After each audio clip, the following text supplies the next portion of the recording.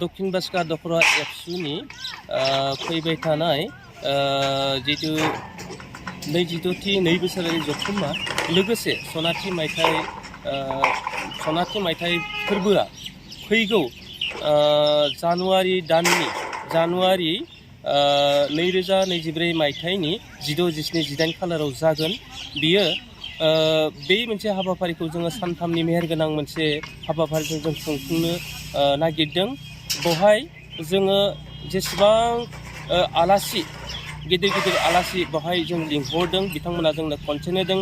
बेवहाय जोङो लिंनानै लाबोनो नागिरदों बिटिआरनि चिफ मानगोनां प्रमद बर' सार, आरो बिनि अनगायैबो जोंहा थागोन एबसुनि आफादगिरि मानिनां मुस्रि दिपेन बर' सार, आरो बिनि अनगायैबो जोंनि ओनसोलनि मुसलपुर समस्तिनि EM राकेश प्रमद सार, BTCनि स्पिकार कातिराम बर' सार, आरो लोगोसे कक्लाबारि समस्तिनि मन्टु बर' MCLA बिथां, आरो लोगोसे बरमा कन्स्टिटुवेन्सिनि MLA कन्स्टिटुवेन्सिनि मानगोनां MLA बिथां भुपेन बर' सार, जों बिथांमोनखौ जोङो हांख्रायदों।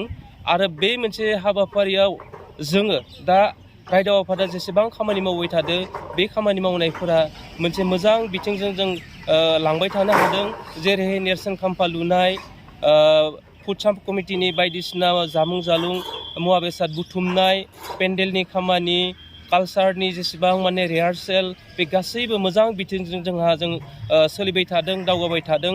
आरो बेखौ जोङो मोनसे हप खालामनो हायो जे फैबाय थानाय जितु जोंनि सनाथि मायथाइ फोरबो खुंनाया मोनसे खोब मोनसे कालारफुल जागोन, जों बेखौ आसा फारियो।